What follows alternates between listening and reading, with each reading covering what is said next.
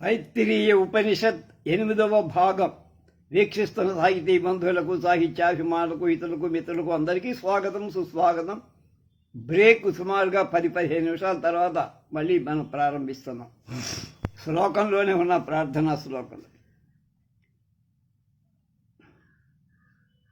తవ ఖలు దయితా జనై సమేత ద్రుపద సుతా త్వయి గాఢ భక్తి భారా తదుదిత భవదాహృతి ప్రకారైరతి ముముదే సమమన్య భామినీభిః. కృష్ణ, గురువాయూర్ స్వామి, ద్రౌపదీదేవికి, నీ సోదరి, నీ మీద ఉన్న గాఢమైన భక్తి ఉంది ఆమెకి. ఆమె నీ పట్ట మహిషులతో కలిసి మాట్లాడుతూ ఆ పట్టపు రాణులు తమ తమ వివాహ వృత్తాంతాలు చెబుతూ ఉంటే ఆమె అందరూ స్త్రీలాగా కూర్చొని హాయిగా విన్నది ఆ వృత్తాంతాలు. తదను చ భగవన్ నిరీక్ష గోపానతి కుతుకాదుపగమ్యమానయిత్వా చిరతర విరహాతురాంగరేఖా పశుపన ధూసరసం త్వమన్వయాసి. తదను చ భగవన్ నిరీక్ష గోపాన్ అతి కుతుకాదుపగమ్యమానయిత్వా చిరతర విరహాతురాంగరేఖా పశుపవన భవ ధూసరసం త్వమన్వయాసి. గోపాల, కృష్ణ, గురువాయూర్ స్వామి, ఆ సమయంలో వసంత పంచక తీర్థానికి రేపల్లె నుంచి నందుడు మొదలైన గోపాలులు, గోపికలు కూడా వచ్చారు. నువ్వు నందాది గోపాలులను, మీ తల్లిదండ్రులందరినీ చూసి దగ్గరకు పోయి వాళ్ళని గౌరవంగా పలకరించావు. చాలా కాలం నుండి నీ విరహ బాధ అనుభవిస్తూ దర్భ పుల్లల్లాగా చిక్కిపోయినటువంటి, దర్భ పవిత్రమైనది, వాళ్ళు చిక్కినా అంత పవిత్రంగా ఉన్నటువంటి గోపికలను నీ సరసమైన మాటలతో వాళ్ళని సంతోషపెట్టావు. చిరతర విరహాతురాంగరేఖా పశుప వధూ సరసం త్వమసైత్వయ, హాయిగా అనునయించావు వాళ్ళని. సపరిచ భవదీక్షణోత్సవేన ప్రముషితమానహృదాం నితంబినీనాం అతిరస పరిముక్త కంచులికే పరిచయ హుర్యతరే కుచేన్యలైషీ. సపది చ భవదీక్షణోత్సవేన ప్రముషితమానహృదాం నితంబినీనాం అతిరస పరిముక్త కంచులీకే పరిచయ హుర్యతరే కుచేన్యలేషీ. ప్రభు, చాలా కాలం తర్వాత గోపికలు నిన్ను చూసి ఆనందం, వాళ్ళ పొందినటువంటి ఆనందం నేను చెప్పలేను, వర్ణనాతీతమైన ఆనందాన్ని అనుభవించారు వాళ్ళు. అది వాళ్ళకి కన్నుల పండుగగా ఉంది నిన్ను చూడటం. అత్యంత ప్రేమ అనురాగాలతో ఆ గోపికలను నువ్వు వెళ్ళి ప్రతి వాళ్ళని ఆలింగనం చేసుకున్నావు. వారికి పరమమైన ఆనంద సుఖాన్ని ఇచ్చావు. రిపుజన సకలై పునర్మే సముపగతైతిరీతి విలంబనాభూత్ ఇది కృత పరిరంభణే త్వయిద్రాగతి వివశా ఖలు రాధికా నిలిప్యే. రిపుజన కలహై పునర్మే సముపగతైరితీయతి విలంబనాభూత్ ఇది కృత పరిరంభణే త్వయిద్రాగతి వివశా ఖలు రాధికా నిలిల్యే. రాధా, అప్పుడు రాధ దగ్గరికి వెళ్ళి అంటున్నావు, నాకు రిపుజన కలహై రిపుజనులతో యుద్ధం చేయటం వల్ల పునర్మై సముపగతైతి రీతి విలమ, నిన్ను చూడటానికి రావటానికి విలంబం అంటే ఆలస్యమైంది రాధా, నన్ను క్షమించు అన్నాడు.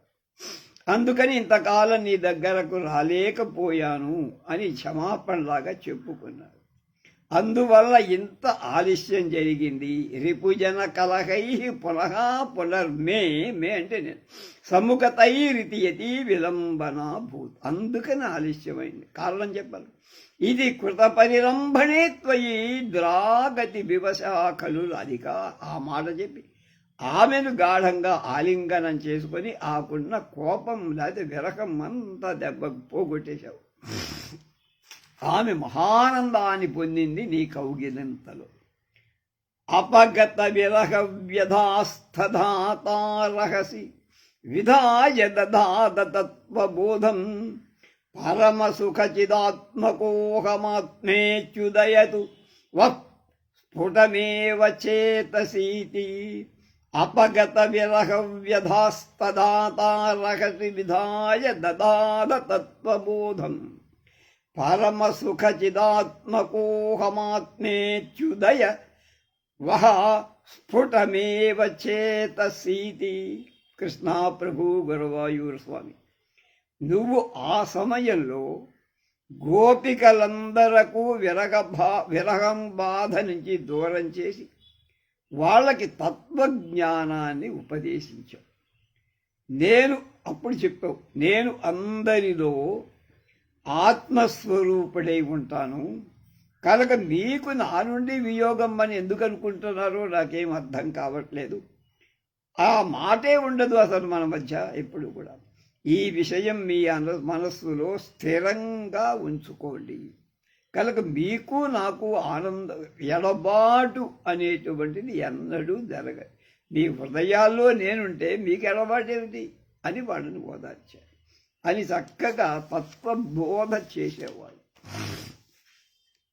సుఖరస పరిమిశ్రితో వియోగ కిమపి పునరాభవదుద్ధవోపదేశై సమభవదముతః పరంతు తాసాం పరమసుఖైక్య మయీ భవద్విచింతా.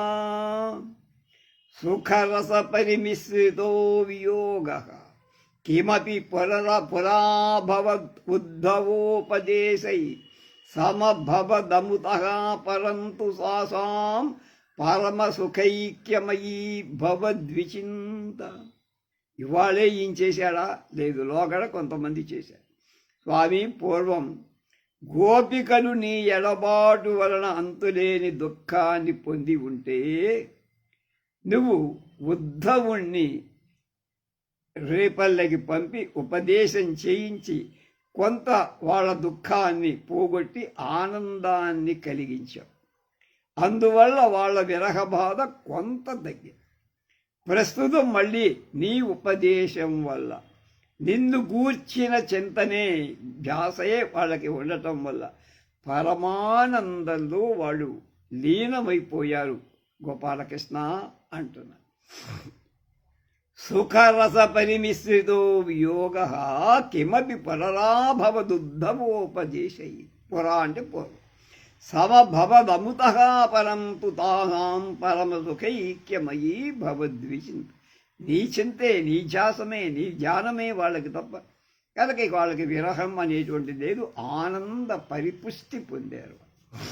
మునివర నిహైస్తధాద సత్స్తనాథ పిత్రాదురిత శమాయ శుభాని పృచ్ఛమానై త్వయి సతి కిమిదం శుభాంతరైరిచ్చురుహచితైరపి యాచితస్తదాసౌ మునివర నివహైస్తధాస్తవాధ పిత్రాదురిత శమాయ శుభాని పృచ్ఛమానై త్వయి సతి కిమిదం శుభాంతరైరిచ్చురుహసితైరపి యాచితస్తదాసౌ.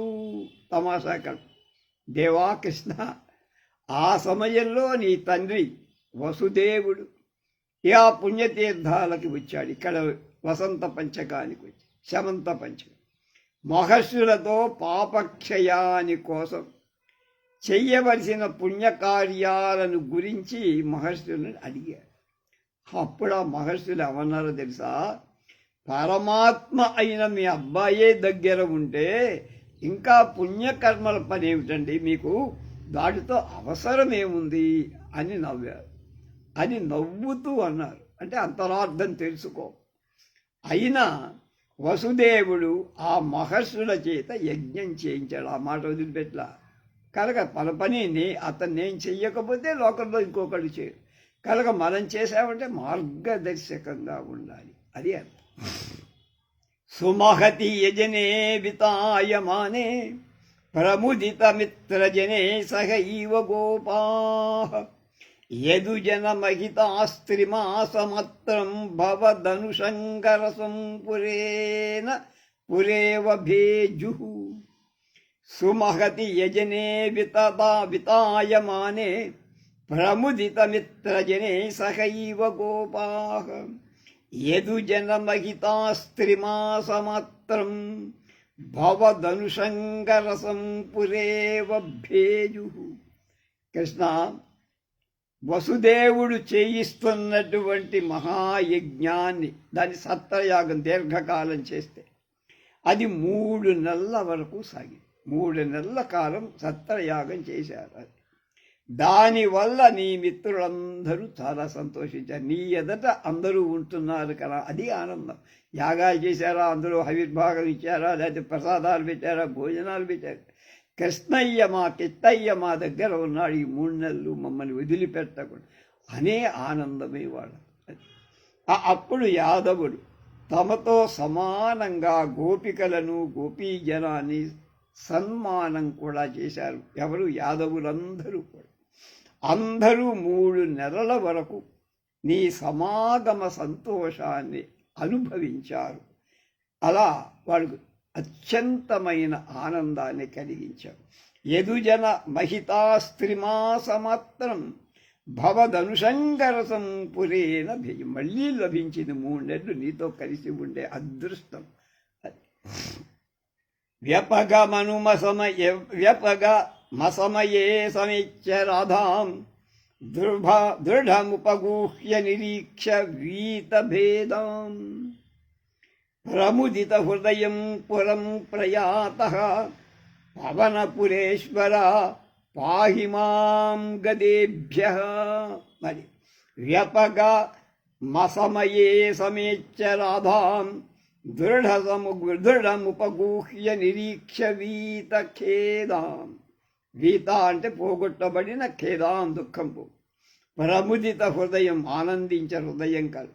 పురం ప్రయాతక, మళ్ళా రేపల్లకి వెళ్ళి. పవనపురేశ్వర పాహిమాం గదేభ్య. నా దుఃఖాల నుంచి పోగొట్టవయా, దుఃఖాల నుంచి విముక్తి చెయ్యవయా అని కవిగారి ప్రార్థన. భక్తప్రియా కృష్ణ గోపీవల్లభ. గురవాయూరు స్వామి సత్రయాగం పూర్తయ్యాక అందరూ తమ తమ నెలవులకు, తావులకు, ఇళ్లకు వెళ్ళిపోతున్నారు. ఆ సమయంలో నువ్వు రాధాదేవిని దగ్గరకు తీసుకొని అక్కున చేర్చుకున్నావు. అప్పుడు ఆమెకు ఏదో లోపల ఇంకా కొంచెం విరహ బాధ ఉంటే ఆ బాధ కూడా పోయింది. ఆమెను చూసి సంతోషించి ద్వారకా నగరానికి వెళ్ళిపోయి. కనుక ఆమెకు ఆనందం కలిగిన తర్వాత నువ్వు ద్వారకా నగరానికి పోయి. అలాంటి గురవాయూరప్ప స్వామి, నన్ను నా రోగాల నుండి కాపాడవయ్యా అని నారాయణ నంబూద్రి భక్త మహాకవి ప్రార్థించారు. సరస భారతి ఫేస్బుక్ ద్వారా ప్రత్యక్ష ప్రసారం చేస్తున్న ఉపనిషత్ దర్శనంలో తైత్తిరీయ ఉపనిషత్తు 3వ భాగం అయినటువంటి మొదటిది శిక్షావల్లి, 2 ఆనందవల్లి, 3వది భృగువల్లి. ఆ మూడిట్లో 3వ దానిలో ఉన్నాం. 7 అనువాకాల వరకు నిన్న మనం చెప్పుకున్నాం. ఇవాళ మిగిలిన అనువాకాలుతో దీన్ని పూర్తయిపోతుంది. అన్నంచ పరిచక్షీత తద్వ్రతం ఆపో వా అన్నం జ్యోతిరన్నాదం అప్సు జ్యోతి ప్రతిష్ఠితం జ్యోతిష్యాపః ప్రతిష్ఠితాః తదేతదన్నమన్నే ప్రతిష్ఠితం స ఏతదన్నమన్నే ప్రతిష్ఠితం వేద ప్రతిష్టతి అన్నవానన్నాదో భవతి మహాన్ భవతి ప్రజాయా పశుభిర్బ్రహ్మవర్భవేశేన మహాన్ కీర్త్యా. మళ్ళా అన్నన్న పరిచక్షీత తద్వ్రతం ఆపో వా అన్నం జ్యోతిరన్నాదం అప్సు జ్యోతి ప్రతిష్ఠితం జ్యోతిష్యాపః ప్రతిష్ఠితాః తదేతదన్నమన్నే ప్రతిష్ఠితం. స ఏతదన్నమన్నే ప్రతిష్ఠితం వేద ప్రతిష్టతి అన్నవానన్నాదో భవతి మహాన్ భవతి ప్రజాయా పశుభిర్బ్రహ్మవర్చసేన మహాన్ కీర్త్యా. ఇది 8వ అనువాదం. అన్నాన్ని పరిహరించకూడదు అంటే పరిహరించడం అంటే పారవేయకూడదు, దొంగలించరాదు. అది బ్రహ్మవేత్తకు వ్రతంగా ఉండాలి. అన్నన్న పరిచక్షిత, దాన్ని పారేయద్దు అంటే వేస్ట్ చెయ్యొద్దని మన తెలుసు. తర్వాత తద్వ్రతం, అది వ్రతంగా భావించాలి. ఒక మెతుకు ఇంకొకరికి ఎంతకు ఉపయోగపడి నువ్వు వేస్ట్ చేస్తే అది ఏదైనా పాడైపోతుంది, తప్పదు. పాడైపోకుండా ఊహు వడ్డించుకొని పారేయటం పనికిరాదు. ఆ తర్వాత అది బ్రహ్మవేత్తలకు, బ్రహ్మాన్ని తెలుసుకోవాలి అనుకున్న వాళ్ళకి, బ్రహ్మాన్ని అనుభవించే వాళ్ళకి ఒక వ్రతంగా పాటించాలి. నీరు, అన్నము, జ్యోతిస్సు. నీరు అనేది అన్నం, జ్యోతిష్ అనేటువంటిది అన్నాదం. అది అపా అన్నం, అపా అంటే నీరు, జ్యోతిరన్నాదం కనుక జ్యోతిషు అన్నాదం. జ్యోతిష్యు అంటే అగ్ని కనుక జలాలలో జ్యోతిస్సు ప్రతిష్ఠితమై ఉంటుంది, జలాల్లో అగ్ని ఉంటుంది. అలాగే జ్యోతిస్సులో జలం ప్రతిష్ఠితమై అంటే జ్యోతిస్సులో నీరు కూడా ఉంటుంది. కాబట్టి ఈ రెండు, నీరు జ్యోతిష్యు ప్రకాశం, ఒకదానికొకటి అన్నం, ఒకదానికొకటి అన్నాదం అవుతుంది. మళ్ళా ఆపోవా అన్నం జ్యోతిరన్నాదం అప్సు జ్యోతి ప్రతిష్ఠితం జ్యోతిష్యాపః ప్రతిష్ఠితాః తదేదగన్నమన్నే ప్రతిష్ఠితం. ఒకదానికొకటి పూరకాలుగా ఉంటాయి. మనం తాగిన నీళ్లు జఠరాగ్ని చేత జీర్ణం చేయబడతాయి, అగ్నితో సంబంధమే కదా. కాబట్టి జలం అన్నమవుతోంది అక్కడికి వెళ్ళేటప్పటికి. జఠరాగ్ని అంటే జ్యోతిస్తుందిగా ఇందాక చెప్పింది, అప్పుడు అది అన్నాదం అవుతోంది. అలాగే వర్షపు నీటిలో మెరుపులోని అగ్ని వైద్యుతాగ్ని ఉంటుంది. దేహంలో ఉన్న అగ్నిలో నీరు, చెమట ఉంటుంది. కాబట్టి ఈ విధంగా జలం, అగ్ని ఈ రెండు ఒకదానికొకటి అన్నం, రెండోది అన్నాదం అవుతుంది. అంటే ఒకదానికొకటి ప్రతిష్ట, ఒకదానికొకటి ప్రతిష్ఠితం అవుతుంది. ఒకటి ప్రతిష్టమైంది, ప్రతిష్ట చేసేది, ఒకటి ప్రతిష్ఠితం అయినటువంటిది అవుతుంది. అదే చెప్పా. తదేవదన్నమన్నే ప్రతిష్ఠితం సయ ఏతదన్నమన్నే ప్రతిష్ఠితం వేద ప్రతిష్టతి. అది ఈ విషయాన్ని ఒకదానికొకటి అన్నము, అన్నాదము అనే విషయాన్ని ఎవరు తెలుసుకుంటారు, ఎవరు దాన్ని ఉపాసన చేస్తారు, వాడికి అన్ని సమృద్ధిగా అన్నం లభిస్తుంది. అతడు అన్నాదుడు అవుతాడు. అన్నం తినేవాడు, పెట్టేవాడు. సంతానం కలవాడు, ప్రజా అంటే సంతానం అవుతాడు. పశు సంపద కలుగుతుంది, బ్రహ్మ వర్చస్సు కలుగుతుంది, గొప్ప కీర్తిమంతుడవుతాడు. కనుక అదే చివరి చెప్పేది.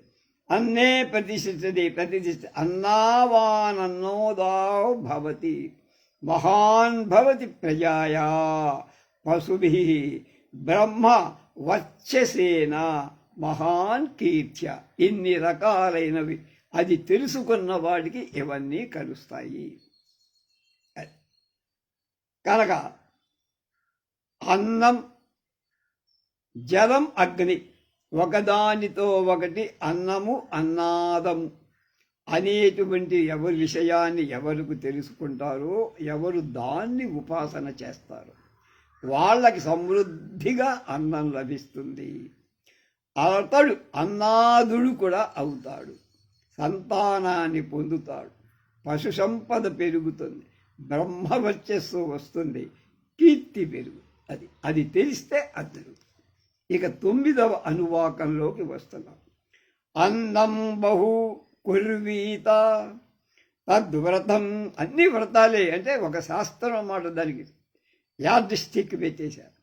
అన్నం బహు కుర్వీత తద్వ్రతం పృథివీ వా అన్నం ఆకాశోన్నాదః పృథివ్యామాకాశః ప్రతిష్ఠితం ఆకాశే పృథివీ ప్రతిష్ఠితా తదేతదన్నమన్యే ప్రతిష్ఠితం సయ ఏతదన్నమన్యే ప్రతిష్ఠితం వేద ప్రతిష్టతి అన్నవానన్నాదో భవతి మహాన్ భవతి ప్రజాయా పశుభిః బ్రహ్మవర్చసేన మహాన్ కీర్త్యా. ఇందాకలాగానే ఏమేమి వస్తాయో అది తెలుసుకున్నవాడికి చెప్తున్నారు. అన్నం బహు కుర్వీత తద్వ్రతం పృథివీ వా అన్నం ఆకాశోన్నాదః పృథివ్యామాకాశః ప్రతిష్ఠితః ఆకాశే పృథివీ ప్రతిష్ఠితా తదేదన్నమన్యే ప్రతిష్ఠితం స ఏతదన్నమన్యే ప్రతిష్ఠితం వేద ప్రతిష్టతి అన్నవానన్నాదో భవతి మహాన్ భవతి ప్రజాయా పశుభిః బ్రహ్మవర్చసేన మహాన్ కీర్త్యా. అన్నాన్ని ఎక్కువగా సంపాదించాలి. అన్నం బహు కుర్వీద. బహు అంటే చాలా ఎక్కువ వీలైనంత ఎక్కువ. ఎందుకు? తనకు ఇంటికి ఎవరైనా అతిథి అభ్యాగతులు వస్తే వాళ్ళకి కనుక అందుకోసం సంపాదించాలి. చేర్చి వండి పారేయడం కాదు. ఇది బ్రహ్మవేత్తకు ఒక వ్రత నియమం. ఇందాక నియమం ఎలాంటిదో ఇది కూడా అలాంటిది. భూమి అన్నం కదా, ఆకాశం అన్నాదం. కనుక ఆకాశం లోపల భూమి ఉంది కాబట్టి భూమికి కింద పైన కూడా ఆకాశం ఉంది కాబట్టి ఆకాశ మధ్యంలో భూమి ఉంది. భూమికి పైన మనకు ఆకాశం కనిపిస్తోంది కాబట్టి ఈ భూమి ఆకాశానికి ఆధారంలాగా ఉంది అనిపిస్తుంది. అందుచేత ఆకాశం అన్నం, భూమి అన్నాదం. ఆకాశం అన్నం, భూమి అన్నాదం అవుతుంది. ఈ విధంగా ఒకదానికొకటి ఆధారంగా ఉంటాయి. అన్నాదం అంటే దాని నుండి పుట్టింది, దానికి ఆధారమైంది. ఒకదానితో ఒకటి ఉన్నట్లుగా కనిపిస్తున్నాయి. ఏమిటి? భూమి, ఆకాశం. అందుచేత ఈ రెండు భూమి, ఆకాశం ఒకదానికొకటి అన్నం, అన్నాదం కూడా అవుతున్నాయి. అన్నం అవుతోంది, అన్నాదం.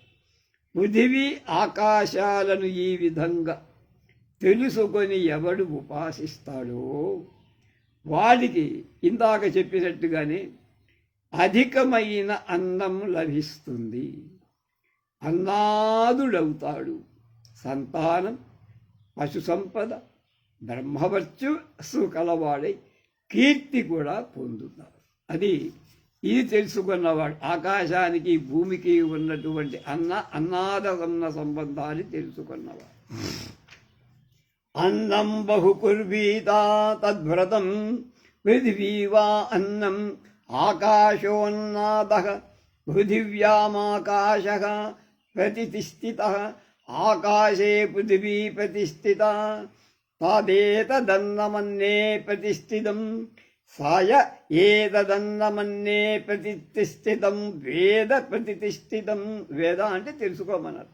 అన్నవానన్నాదో భవతి మహాన్ భవతి ప్రజాయ పశుభిర్బ్రహ్మవర్చసేన మహాన్ కీర్త్య. అన్నాన్ని ఎక్కువగా సంపాదించుకోనాయనా, నీకే కాదు అతిథి అభ్యాగతలకు కూడా ఉపయోగపడటానికి.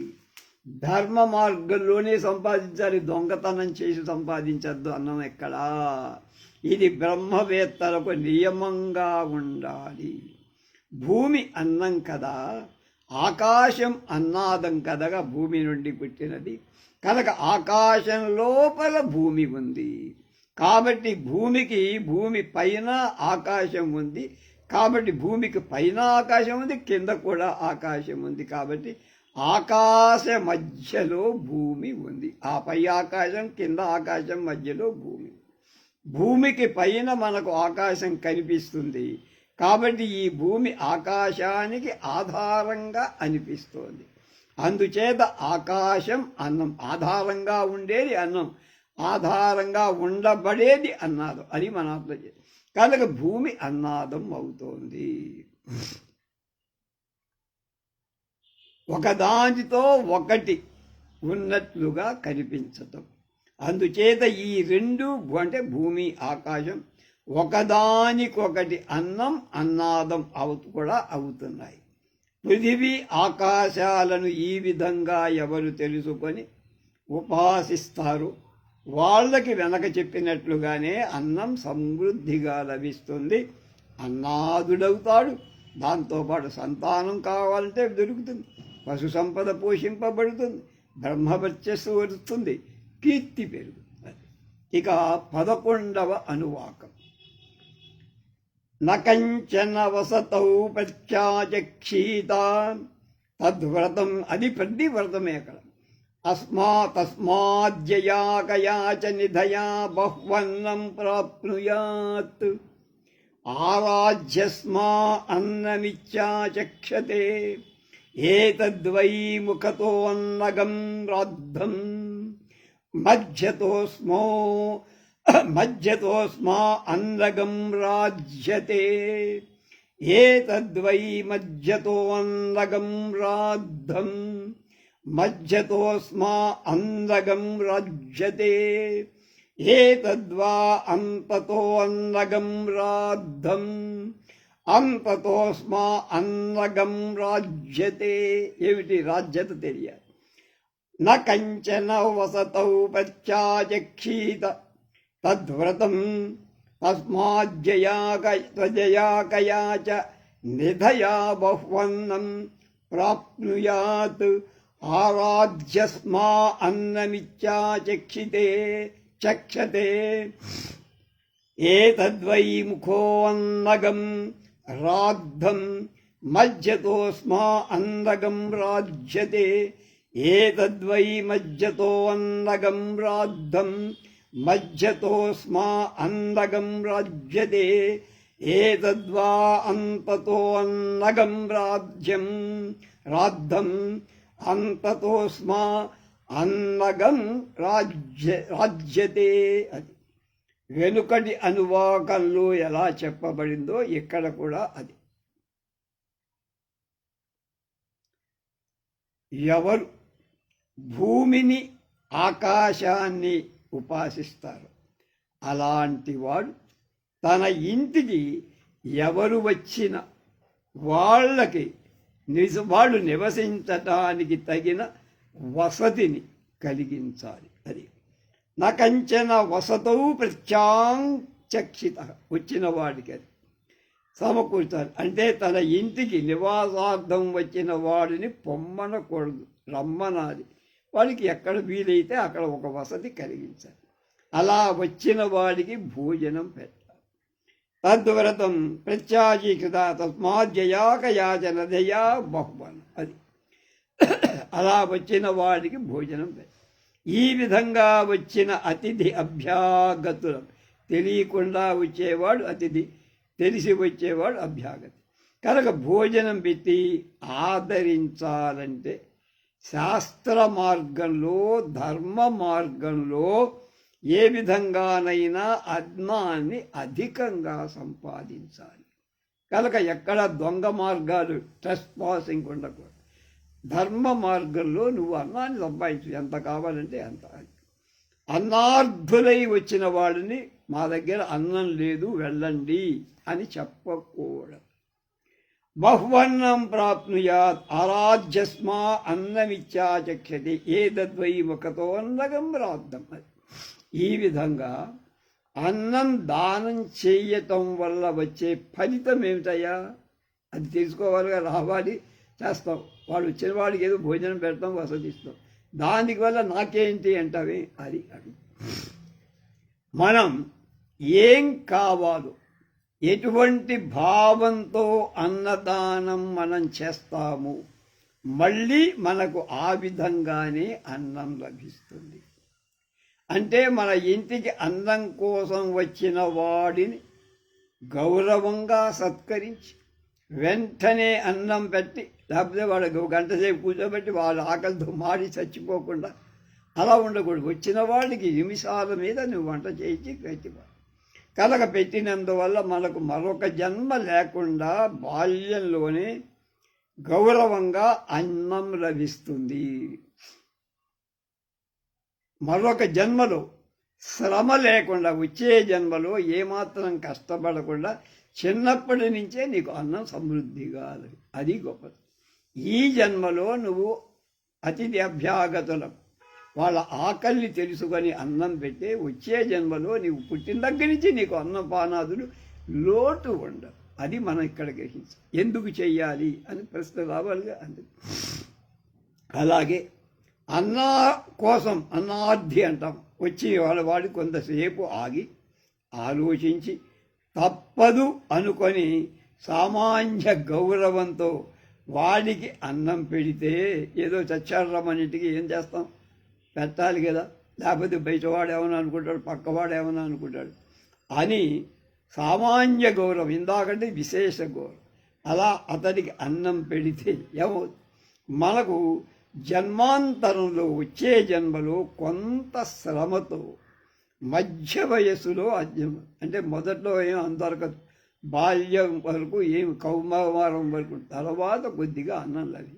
కనుక మొదటి నుంచి నీకు పుట్టిన దగ్గర నుంచి అన్నపానాదులకు లోపం లేకుండా ఉండాలంటే వచ్చిన వాడికి అతిథి అభ్యాగతులకు వెంటనే సత్కారం చేసి భోజనం పెట్టి వాళ్ళకి వసతి కల్పించి భోజనం పెట్టి సంతృప్తి పరిచితే నీవు వచ్చే జన్మలో పుట్టిన దగ్గర నుంచి నీకు అన్నపానాదులకు లోటు ఉండదు. అది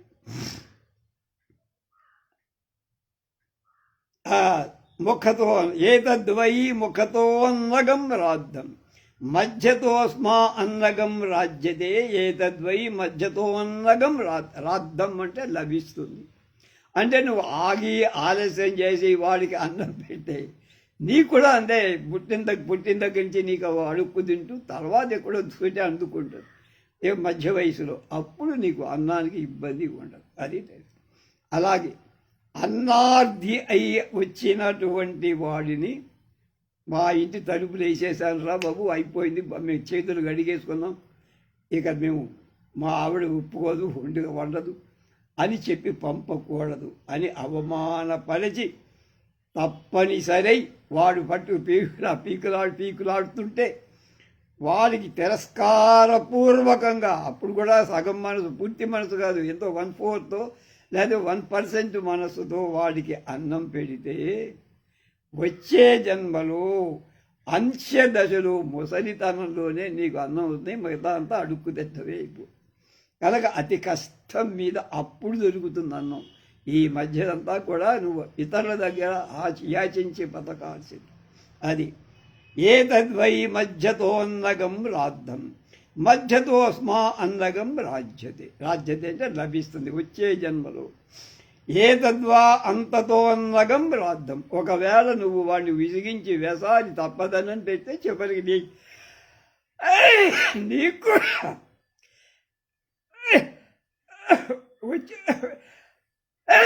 వచ్చే జన్మలో ముసలితనంలో ఇంత పిండాకుడు దొరుకుతుంది, ఈ లోపల ఏముండదు, అడుక్కు తినగాల్సి.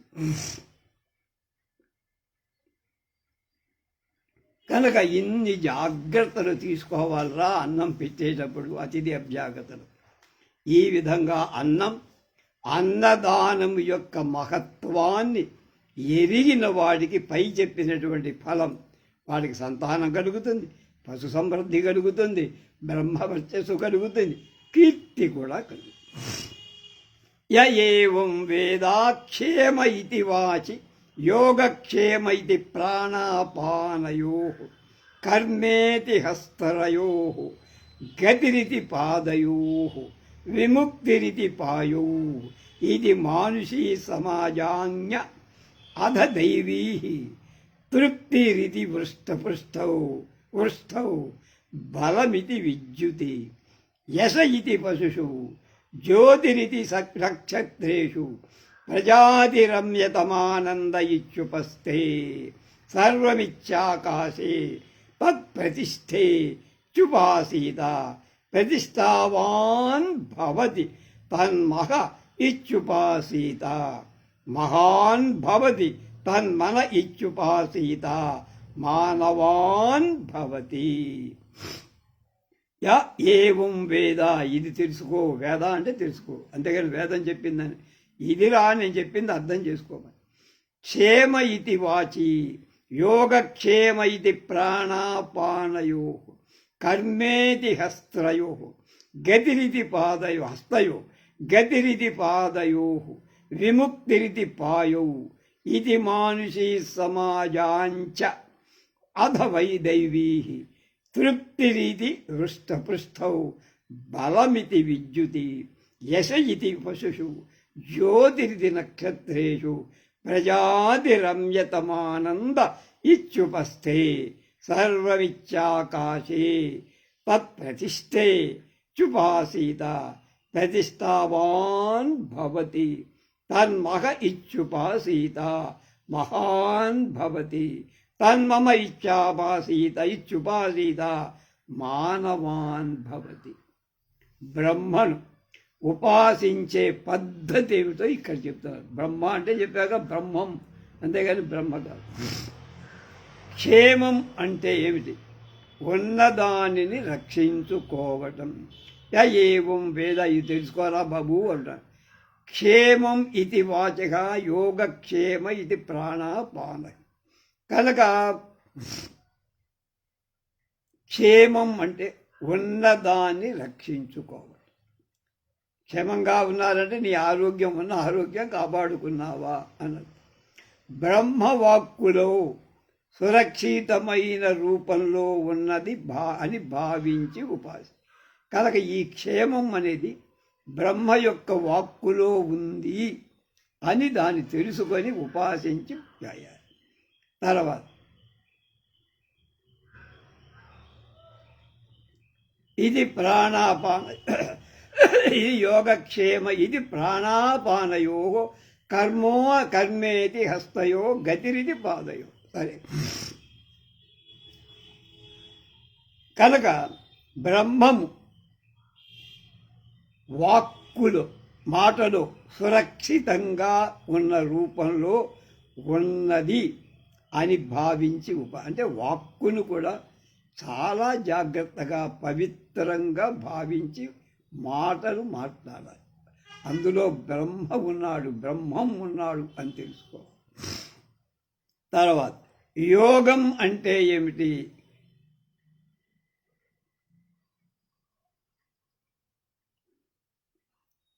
ఇది వరకు మనం ఏది పొందలేదో దాన్ని పొందటం అనేటువంటిది యోగం. యోగక్షేమ వహామ్యగం అంటాడు కదా, అది.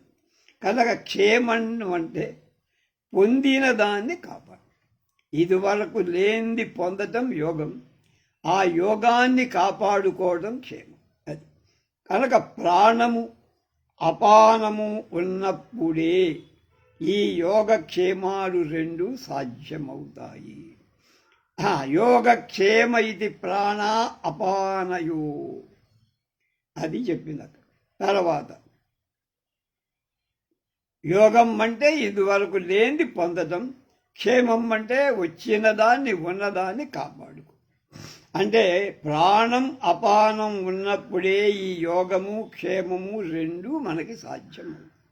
కాబట్టి బ్రహ్మం యోగక్షేమ రూపాత్మకంగా యోగము క్షేమము ఇచ్చేటువంటి రూపంలో ప్రాణంలో అపానంలో అంటే ఉచ్ఛ్వాస నిశ్వాసాలలో ఉన్నదని భావించి ఉపాసన చేయి. కనుక ఎక్కడో లేదు యోగక్షేమం. యోగక్షేమం ఎక్కడుంది? నువ్వు విడిచే పీల్చుకునే గాలిలో, విడిచేటువంటి గాలిలో, ఉచ్ఛ్వాస నిశ్వాసాలలో ఉన్నది. ప్రాణ అపానాలంటే అవి, అంతేగాని కిందకు వదిలేది కాదు. పని చేయటం అనేది చేతులు ఉన్నప్పుడే సాధ్యం. కాబట్టి బ్రహ్మం కర్మ రూపంలో చేతులలో ప్రతిష్ఠితై ఉన్నాడు అని భావించి ఉపాసన చేయాలి. అది కర్మేతి హస్తయో. కనుక బ్రహ్మ ఎక్కడో లేడురా, నీ చేతుల్లోనే, మన చేతుల్లో ఉన్నాడు. కనుక చేతుల్లో ఉన్నది బ్రహ్మమే అని దాన్ని తెలుసుకొని ఉపాసించాలి. గతిరితి పాదయో. అలాగే నడవటానికి కాళ్ళు అవసరం కదా, పాదాలు. కనుక కాళ్ళు లేకపోతే గతి, నడక లేదు కదా. కాబట్టి బ్రహ్మం ఎక్కడున్నాడు? నడక రూపంలో మన కాళ్ళలో ప్రతిష్ఠితమై ఉన్నాడు అని భావించి ఉపాసన చేయాలి. అది కనుక గతిరితి పాదయో, అది మనం చెప్పి. కనుక అలాగే బ్రహ్మం గుదమునందు మల విసర్జన రూపంలో ప్రతిష్ఠితమై ఉన్నట్లుగా భావించి ఉపాసన చెయ్యాలి. విముక్తిరితి పాయౌ. పాయౌ అంటే గుదస్థానం. ఇది మానుషీ సమాజానా. కనుక అలాగే బ్రహ్మం గుదస్థానంలో మల విసర్జన రూపంలో ప్రతిష్ఠితమై ఉన్నట్లు భావించి ఉపాసించాలి. ఇవన్నీ మానవ శరీరంలో బ్రహ్మను ఉపాసించటానికి విధించిన ఉపాసనా విధానాలు, పద్ధతులు. ఇవి ఇక దైవికాలైనటువంటి దేవతా సంబంధమైన ఉపాయాలు చెప్తున్నారు. మళ్ళా ఒక ఏవం వేద ఏవం వేద, ఇది తెలుసుకోరా. క్షేమ ఇది వాజీ, యోగక్షేమ ఇది ప్రాణాపానయో, కర్మేతి హస్తయో, గతిరితి పాదయో, విముక్తిరితి పాయౌ. ఇది మానుషీ సమాజాన్య అధై దైవీ. ఈ తర్వాత దైవీ ఉపాసన చెప్తాం. తృప్తిరితి పృష్టౌ, బలమితి విద్యుతి అది చెప్తున్నారు. సరే, బాగానే ఉంది. ఇక దైవిక దేవతా సంబంధమైన ఉపాసన విధానం. బ్రహ్మం వర్షంలో, వానలో, తృప్తి రూపంలో ప్రతిష్ఠితమై ఉందని ఉపాసించాలి. తర్వాత ఇది మానుషీ సమాన్య అయిపోయింది మానుషం. అధ దైవీ చెప్తున్నాం. తృప్తిరితి పృష్టౌ. వృష్టౌ అది వృష్టి, పృష్టం కాదు, వృష్టి అంటే వర్షం. వర్ష రూపంలో, వాన రూపంలో బ్రహ్మం తృప్తి రూపంలో ప్రతిష్ఠ. అంటే మంచి వర్షాలు పడితే బ్రహ్మం వచ్చినట్టే, పంటలు బాగా పండుతాయి కదా. ఎందుచేతంటే వర్షాల వల్ల సృష్టిలో ఔషధాలు, ఓషధులు, వనస్పతులు తృప్తి చెంది వృద్ధి చెందుతాయి. ఆ చెట్లు చేమల వల్ల అన్నం జీవరాశుల తిని తృప్తి పొందుతాయి. అందుకని మనకు కావాలి. బ్రహ్మమే విద్యుత్తులో, మెరుపులో బలాత్మకంగా అంటే శక్తివంతంగా, ఊర్జ అంటారు ఇంగ్లీష్లో, రూపంగా ప్రతిష్ఠితమై ఉంది అని ఉపాసించాలి. తర్వాత తృప్తిరీతి వృష్టవు బలమిది విద్యుతిది. విద్యుత్తులో, మెరుపులో ఉన్నటువంటి ఆ శక్తి ఏదైతే, ఊర్జ ఏదైతే ఉందో అది బలం అని ఉపాసించాలి. కనుక బ్రహ్మమే విద్యుత్తు. మెరుపు బలాత్మకంగా బలరూపంలో ప్రతిష్ఠితమై మెరుపులో విద్యుత్తు ఉంటుంది అని తెలుసుకొని ఉపాసి. మెరుపు తెలియాలి, విద్యుత్తు తెలియాలి, రెంటికి ఉన్న సంబంధం తెలియాలి. కనుక అవి అన్నాలకి ఉపయోగపడేవి, అన్న సృష్టికి ఉపయోగపడి అని మనం దాని రూపంగా అర్థం చేసుకొని ఉపాసించాలి. ఇక బ్రహ్మం యశ ఇది పశుషు. బ్రహ్మము పశువులలో కీర్తి రూపంలో ప్రతిష్ఠితమై ఉంటుంది అని ఉపాసించాలి. పూర్వం పశువులే సంపదలకు చిహ్నం. పూర్వం అంతా పశువులతోనే వినిమయం. ఏది కొన్నానా 4 ఆవుల వాళ్ళకి ఇవ్వటం, వాళ్ళ దగ్గర ఉండే ధాన్యమో ఏదో కొనుక్కోవడం. అలా అంతా ఆ పశువుల వినిమయమే, ద్రవ్య వినిమయం లేని కాలం సంగతి ఇదంతా. కనుక పూర్వం పశువులే సంపదకు జన. వాళ్ళ దగ్గర ఇన్ని ఆవులున్నాయి, ఇన్ని